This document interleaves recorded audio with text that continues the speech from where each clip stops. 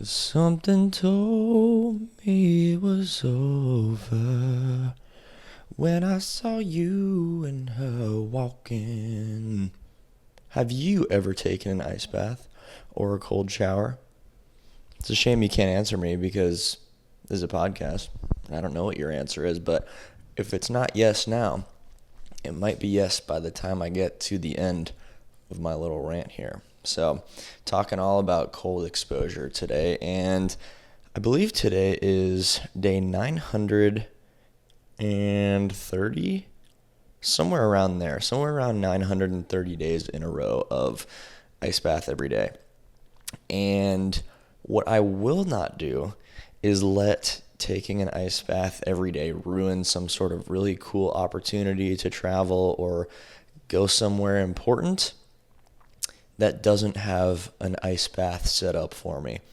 So if I'm going to go to Africa or something sick and there's not an ice bath at whatever place I stay at, I'm not going to let that keep me from going somewhere cool. So a question I get a lot is about travel and vacation. What do I do? Well, I haven't traveled somewhere obscure enough to evade the ice bath responsibility, but if it came down to it, I'm not going to let that be a life or death sort of commitment. It's just a real dedication to doing something that sucks, and I'm definitely going to get into why that is and kind of my whole experience with it, but I'm not going to let that be law. That's going to hold me back from other things. Now, with the running every day, today would be somewhere around 2,630 whatever of running every single day. There is one thing every single place in this world has, and it's a mile. So if I go anywhere, I can always uphold my daily running commitment. The ice bath is another one, but I'm just not a big traveler. I haven't gone a ton of places lately. The only real traveling I've done is when I was living in North Carolina, visiting here to Austin, Texas, and pretty much every street corner has a frickin' ice bath. And since living here, visiting back home, and I've got some friends with some ice baths back there. So haven't had to escape the painful freezing cold on any given day, but we'll see what the future takes, or brings us to, rather.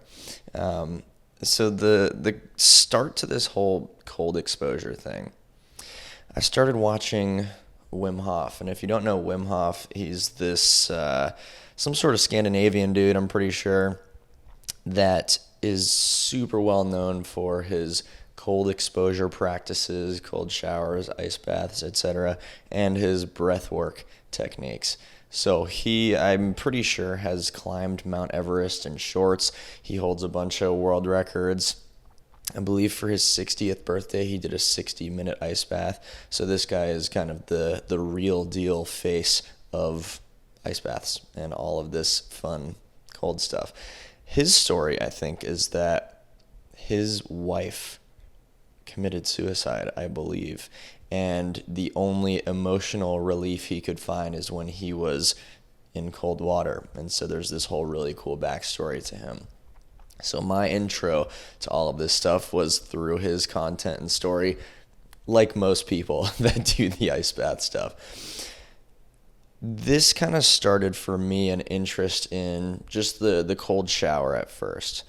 So every morning I started just taking my normal shower, nice and warm, and then at the end I would crank it freezing cold, just all the way cold. And then I would stand there for 20 seconds or so and get my breath stolen away from me.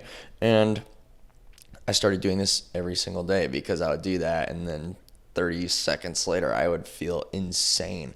I'd be boxing the freaking shower curtain. It felt awesome. And so I kept doing this. And then eventually I did a cold shower just straight from the beginning, because, you know, the intrusive thoughts come in and go, what if you just went all the way cold? So I did that, and that was really horrible. And afterwards I went, man, I'm so glad I don't do this every single day, that I just do the cold at the end. And then I think maybe a few weeks or a couple months later, I did it again. And then when I left that one, the fully cold shower, I went, man, so glad I don't have to do that every day. What if I did do that every day, though? And then as soon as I bring up something like that to myself, it's kind of a commitment at that point. So I believe from that point, every day for about a year, I started doing the cold shower every day. It's horrible. The cold shower is no fun. And people think that if they're doing a cold shower instead of an ice bath, that they're doing the easy version. I mean, it's easier in some ways because it's simply just not as cold, but the moving water aspect makes it tough compared to an ice bath that does not have the moving water. But cold shower is freaking difficult. So I did that for about a year until I tried my first ice bath. And I remember it was with my friend Ben. We were at his house. We didn't have any sort of container, so we just filled up the freaking bathtub at his parents' house and just put 10 bags of ice in there. And I went in. And it was crazy because at that point in my life, I was so emotionally overwhelmed, and I had this whole relationship that kind of consumed my mind, and that ended and just turned into this whole negative center of my universe, essentially. And it wasn't the only thing I could think about, but all roads lead to Rome in a sense. And when I got in this ice bath, I found that I couldn't even try to think about that. I couldn't even get myself to be stressed about it because my body and my mind was brought so close to this survival response that these somewhat trivial emotions had no ability to overtake my mind. And it was really interesting. I mean, crazy experience. And I just remember being so physically overwhelmed, but in kind of this exciting way. And also the fact that it's this force of nature.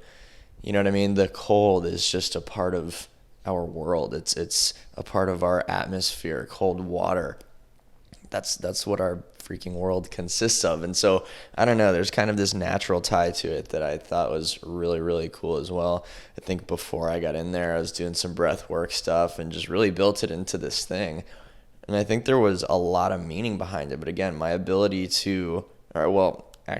my lack of ability to access what I was worried about. And then I guess in return, my ability to have a clear mind and focus just on the fact that I'm dying in this tub of cold water. It was incredibly clarifying, and I just remember the overwhelm there. So I tried it again maybe a week later with another friend of mine. We got these trash cans for the city of Raleigh delivered. There were some yard work trash cans or yard waste thing, and we hadn't used it. And so I thought, oh, okay, this will be a good little temporary ice bath. So I just filled this trash can with water, threw a bunch of ice in there like the time before, and went in there for maybe 3-5 minutes, something like that. And again, it was just awesome. This experience kept feeling pretty remarkable, just to put it simply. So kept doing that. And then eventually I go, okay, I should probably take an ice bath every day. So looked into how I can do that because buying ice every day sucks. And I knew it was going to kind of be a morning thing, so I started looking into it. I basically built a chest freezer DIY ice bath. So long story short, got this Frigidaire chest freezer for Christmas. My mom got it for me. And I just sealed the seams on the inside. I built this little filtration system, had this water temperature monitor thing, and it was just a fully functioning ice bath. Water stayed cold right at 33 degrees, and I would get in there every morning, and it was miserable. But I started doing it every single day. Now, getting into the rhythm of doing this every single day, it was pretty overwhelming because, it's this big freezer in my house. It's full of water. It's kind of this little, I don't even know, this little chamber of, my own mental growth in a way. And my ability to just calm myself in this very, very stressful environment.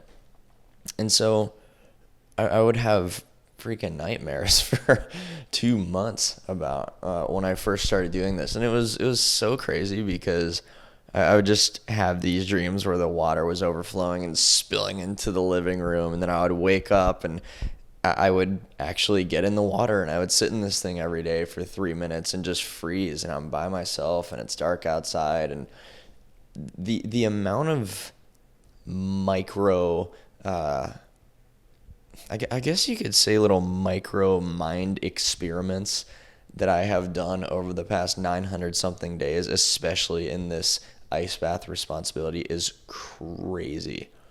I mean, when you're in the ice bath, it is a few minutes of just putting your mind under the most advanced microscope in a sense, and you're just watching what your brain is doing. Of course, this is more of an eventual thing once you're able to get past the initial freak out and breathtaking experience and whatnot. But again, you are putting your mind under the microscope when you are just in that cold water, literally bringing your body to a state of survival. Because if you did stay in there for too long, you would simply die. So you're experiencing this large overwhelm, putting that mind under the microscope, looking at your own ability to manage your emotions, recognizing that all you want to do is get out.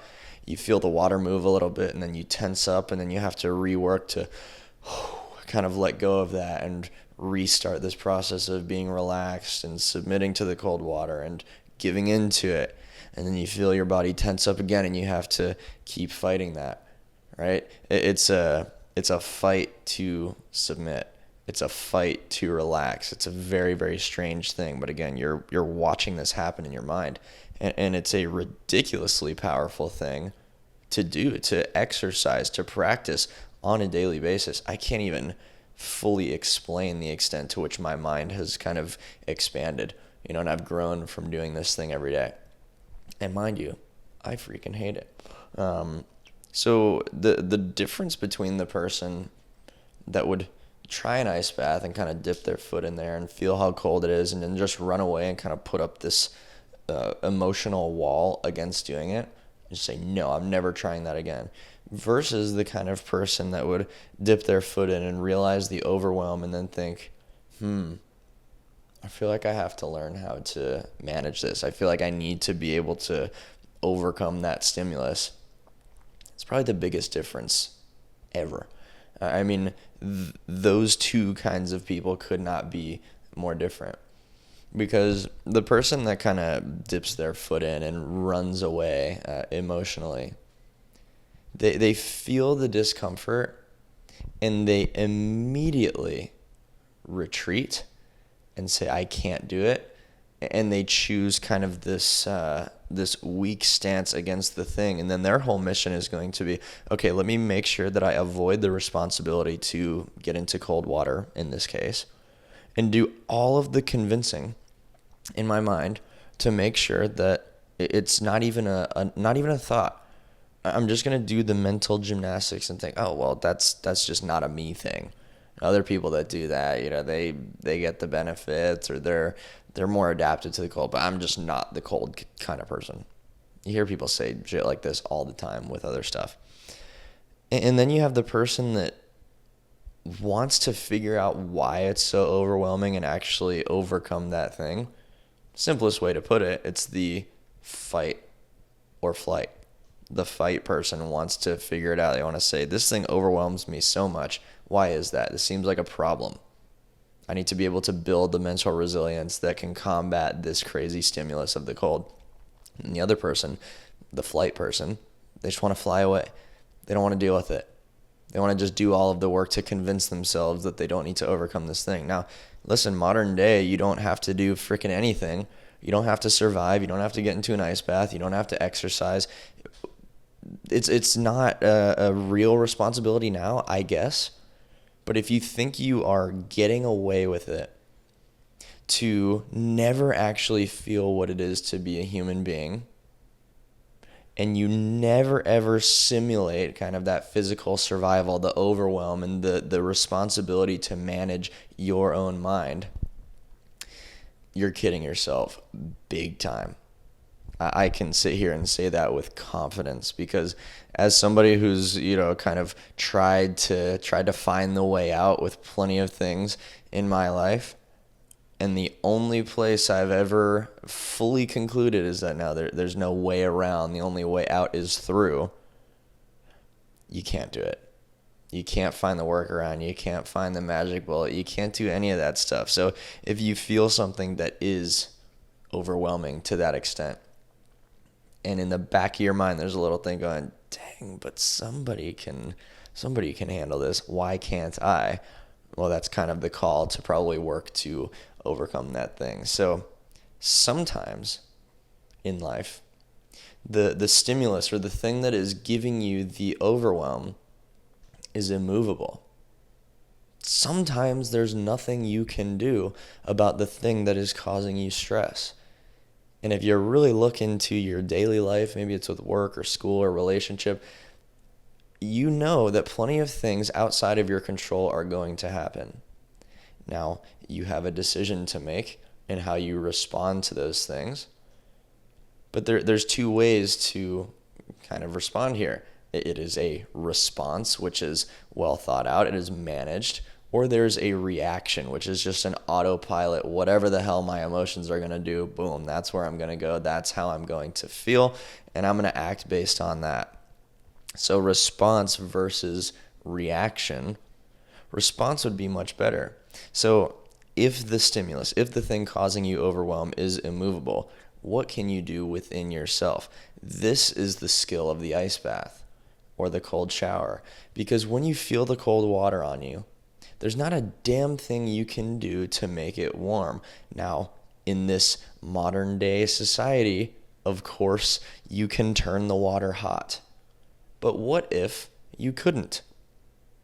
Because with stress that we face every single day that feels like this cold water, it has that rush, it has the I want to fly away kind of response to it. Well, you can't always turn it hot in this analogy. So sometimes you have to feel the pain and you have to stay there. And you have to soak it all in and you have to submit and you have to retain the control over your mind so that the situation you're going through does not own you. This is a big deal. This is why the ice bath and the cold shower and all this stuff that's kind of Instagramized and trendy, it's frustrating to me because people get a huge dose of the wrong idea from that kind of stuff. It is not about just the alpha grind set bullshit, and it's also not about the biohacking, recovery, reduce inflammation, whatever kind of stuff. Of course, it can do all those things. Of course, maybe it helps you recover. And then people are debating about, oh, don't do it after exercise or before. Yeah, probably just don't do it after you lift, so you're not kind of reversing the inflammation you've caused in your muscles. Maybe do it before. But people just spend all this time trying to figure out studies that resolve or dissolve, rather, their responsibility to do the ice bath. And the ice bath just represents doing hard things. You know what I mean? If you're watching this, you don't have to go on your computer right now and order an ice bath, for God's sake. But there is something to facing the immovable stimulus. There's something to practicing this, because people want to wait to be good at managing a hard time until a hard time just gets served to them by the world around them. Well, and then they suck ass at handling a hard time because they've never practiced it. No wonder, right? If you implement these moments to kind of put your mind under the microscope and manage your emotions and try to maintain control, if you can do that every day, then you're going to be practicing that skill. You're going to be better at it. It doesn't mean that things are not going to be overwhelming anymore. I think that's a big misconception. People always ask me, oh, does the ice bath get easier? No, of course it doesn't. It is bad every single time because it's freezing cold water. You don't adapt to an extreme condition when you spend a small amount of time in it and then revert to normal for the rest of your day. And then the next day you're not going to go, oh, this is nothing. Now, surely the ability to kind of kick the shoes off, step in there, get in, maintain the control of the breath and all those great things, yeah, that improves with time. But the feeling doesn't really change. The overwhelm of the cold doesn't really change. It's just your ability to deal with that overwhelm definitely changes, to where I think the bigger difference is what somebody else would think of you while you're doing that. As in, they wouldn't realize you're having that hard of a time, because you know how to just breathe normally. You can kind of sit there and be calm and relaxed, even though inside of your mind you're just having this crazy battle going on, and you're just trying so hard to remain calm, and it's the last thing that feels natural to do. But this is, again, is a big deal, because people are always being faced with the things they can't control. Those things then take ownership over them because they've never practiced the skill of doing some hard things, putting their mind under that microscope and seeing what the best way is to maintain control and composure. So a lot of really good stuff here. Now, I'm kind of I'm kind of opposed to this idea, again, of just all the recovery physical type of stuff, because people are just going to argue that till the end of time. You know, ice baths are bad, ice baths are good, ice baths are stupid as hell and the worst thing ever, and people just want to post about it. Yeah, all of that stuff is probably true in some regard. There's great arguments for everything. The way that I really look at this is just the survival aspect. We never are visiting this line of survival in most cases. And when you do, you really, really hit the reset button on your emotions. You really hit the reset button on your humanity. Because when you face something that feels that overwhelming, you don't have room for the bullshit version of what consumes you. Things get very, very real.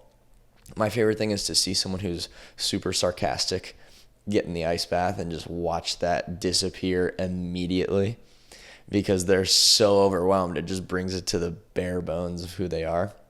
It's a pretty cool thing.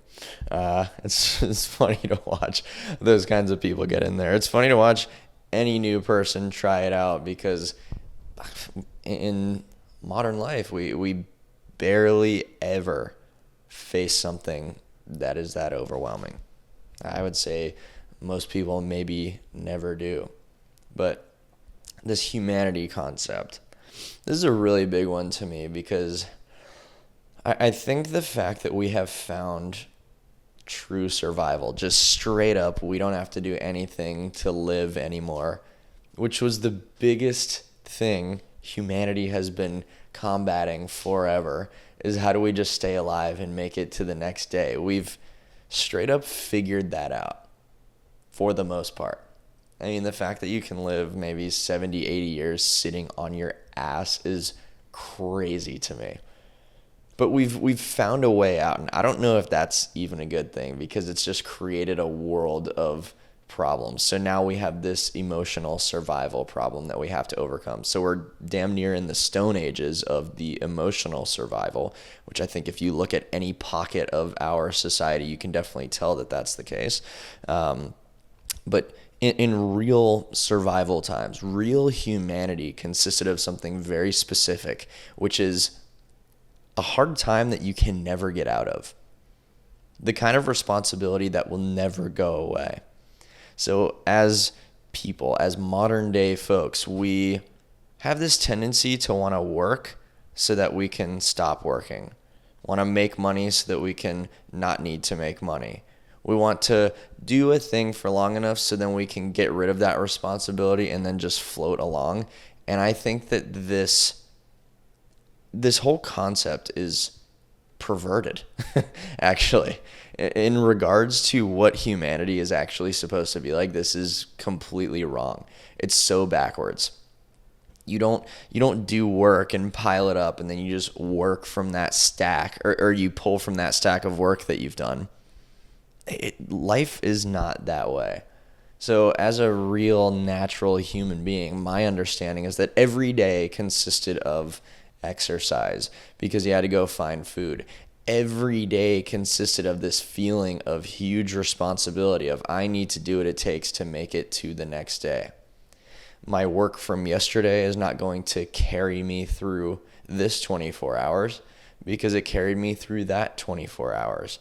That's pretty cool because the natural human had purpose right out of the box because they just had to survive, and that's a pretty strong purpose. Now people are really purposeless, really directionless, really lost because we don't have to do any of that. And so most people don't know why they're even trying to make it to the next day, which is pretty disturbing, honestly. I know a lot of people feel like that. I have felt like that. It is a hard thing to grasp because you're on this earth. It's this whole human experience. What the hell is going on? Why am I even here? When you don't have an answer for that, it's pretty rough. And the humans that were just surviving, I mean, I guess that's pretty harsh. You're trying to not get eaten by something. You're trying to eat something else. But they probably were not sitting there in existential pain wondering why the hell they're on this earth. So the humanity aspect of the ice bath and the cold exposure, I use it as a tool of facing difficulty that simply doesn't go away because it doesn't get easier. I don't stack up enough ice baths that now I'm just good to go and I can just coast along. Every day consists of this responsibility. I wake up, it's heavy. I go, man, I do not want to get in that cold water. And then I take the deep breaths and I do whatever I need to do to face that. And I feel like if the least I can do is 3 minutes of being a human being, then I'm paying some sort of respect to where we came from, what our bodies have evolved from, maybe some kind of purpose for us to actually be on this planet. It's a lot. It's not fun, but I feel like a lot of peace of mind comes from that. And very seldom am I looking up to the clouds and going, why am I here? Oh my gosh, I don't find myself in that existential space that used to consume about 99% of my brain because I am facing the harsh responsibilities that feel semi-connected to what it would be like to be a real human being. So hopefully that makes sense. Now, what to do here? Some things that you can actually take away from this episode, hopefully implement, and of course maybe try the cold shower and the ice bath. Check out Wim Hof on YouTube if you haven't before. I mean, there's so much lore behind this dude, honestly.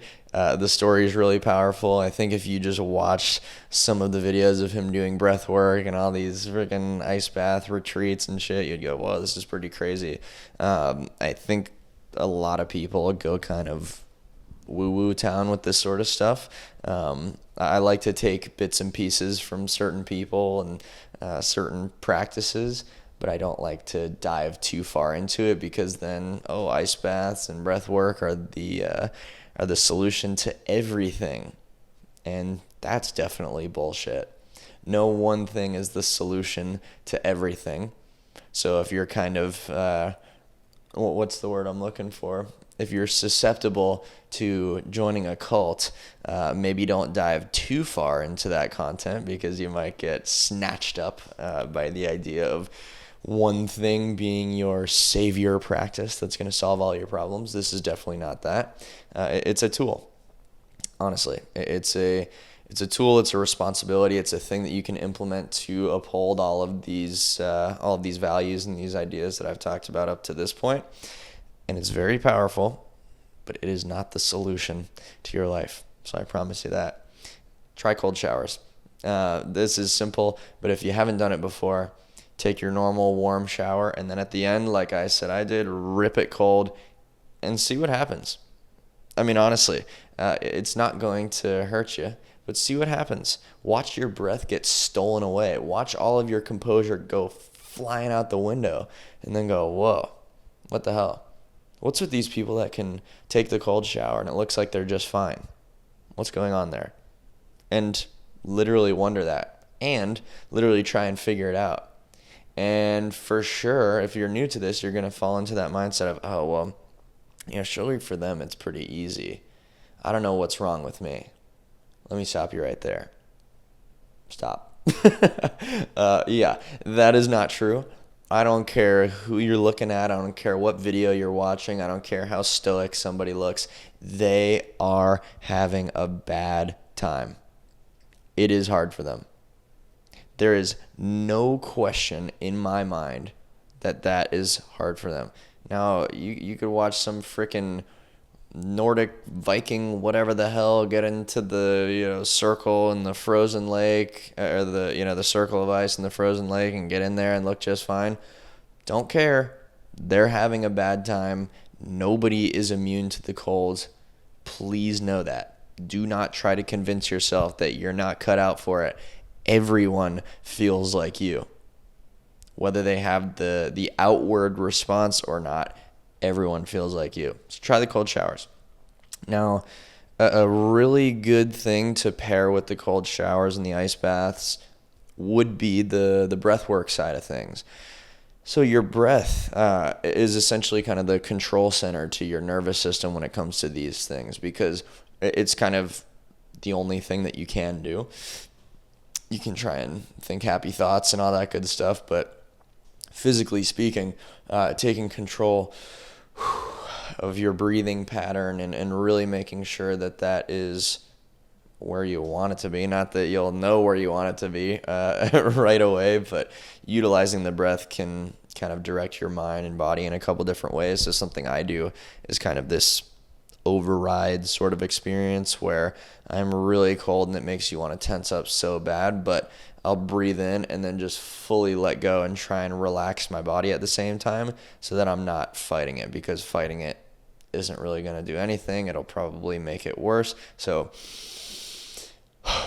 and just leaving my body kind of limp. Now in the ice bath, I keep my hands closed and kind of up against my legs, but water's all the way up to my neck. My whole body is inside of the pins and needles cold water. And what was my point there? Oh yeah, doing breath work. So yeah, the breath is this control center. Look up breathwork videos. Just try a little 10-minute follow-along thing. Wim Hof has some really good 10-minute guided breathing exercises, and that's super overwhelming in itself too, because it's kind of this hyperventilation and breath hold technique. But I promise you one thing. You do that thing for 10 minutes, and then afterwards you're going to feel crazy. So maybe giving that a shot before you do your first cold exposure would be a pretty cool thing to try. And I think it would bring a lot of meaning and some weight into the experience. So definitely something to give a shot. And if you're going to do an ice bath and you're doing it for the first time, you have to go into it with a baseline knowledge that you are okay. That's a big deal, because when you put your legs in and you get your whole body in that freezing water, every single molecule in your body is going to tell you that you need to get out right now. I mean, the real survival response, get out of here right now, is what everything in your body is going to be telling you. And you have to know that you are not getting injured. You know what I mean? Your feet are not falling off. You're not dying, at least in the first few minutes, of course. You have to know that is not the case, because if you listen, you're just going to get out immediately, which is fine. I mean, if it's your first try, get up in there and feel how crazy it is and then jump right out. And that you're going to be thinking about it like crazy if that's the case, because you're going to go, whoa, that was nuts. But I bet I could do 30 seconds next time. And then you're going to say, I bet I could do 2 minutes next time, and then 3 minutes. And then maybe you think about trying to do 10 minutes or something. And then you go, yeah, 10 minutes is kind of ridiculous. Let me do 3. That's what I do every day. 3 minutes in the tub. Horrible. Now, my ice bath that is in my backyard, it is it's called the Chili Goat, and this thing, it has these little jets that keep the water circulating while you're in there. That makes it so much worse. So the ice bath I used to use, my chest freezer one, I kept the water at 33 degrees Fahrenheit. And I mean, that's 1 degree above freezing. That sucker was cold. But the one that I use now, it only goes down to 40 degrees Fahrenheit. So the water is a little bit warmer. However, that water moving around makes it so much worse. I mean, genuinely, it is a lot worse than 33 with the still water. not the still water that has the brain-eating amoebas, by the way, just still in the moment because I turned the filter off. The 33-degree water that is not moving does not compare to the 40-degree water that is moving. So some things to keep in mind there. But look, if you guys have any questions or anything about it, I feel like I don't really talk about the practical side of some of these things that I do and have done for a long time enough. So if you have any questions, would love to answer those in the comments. I want to do my little closing list of items here. Let me scroll up because I always forget to say something. But if you are checking out the pod, listening to all of my rants and such on YouTube, go ahead and click subscribe so you don't miss next week's pod. And like the video. I'd appreciate the hell out of that. And comment what you thought. I really do love to hear from you guys. Just the feedback on these episodes is always amazing. I take a little while to get back to some of them because I don't really think a lot to click the notification button on YouTube for whatever reason. So I probably need to get into a better habit of doing that. But genuinely love seeing the comments. If you're listening or watching on Spotify, would really appreciate if you gave the show 5 stars. That also helps me out quite a bit. And comment what you thought on Spotify because you can do that too. Now, what I really want to hear you comment is your check-in if you've been doing the no phone dinner. So if you're not familiar, every single night when you eat dinner, your phone should be away. You could be with your family, your friends, or by yourself. All of those are awesome options. Utilize the moment to appreciate the meal that's in front of you.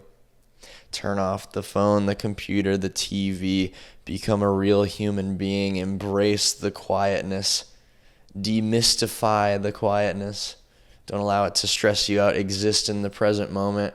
Hear the air conditioning noise. Maybe look at a squirrel out the window. Whatever it is to actually exist in the present moment. No phone dinner. Let me know if you did it, have been doing it, are going to do it. And if you're listening to the podcast while you're eating dinner, which very much could be the case, well, I guess I'll let it slide this once, but tomorrow, you know the responsibility. Moving on from that major implementation to an intentional life. My newsletter, if you want to hear what I have to say in text form instead of my voice, you can subscribe to my free newsletter at the link in the description and show notes. I send out 2 a week, and they're kind of awesome. I can't lie to you. I cook on the newsletters. It's called Cruise Letter. Isn't that so good? But yeah, I put a lot of time and effort into those, just trying to bring as much value as I possibly can.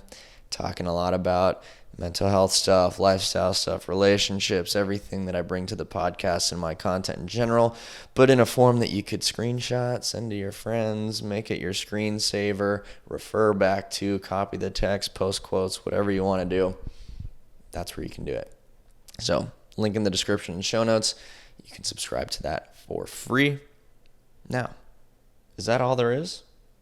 Must be. I appreciate the hell out of you.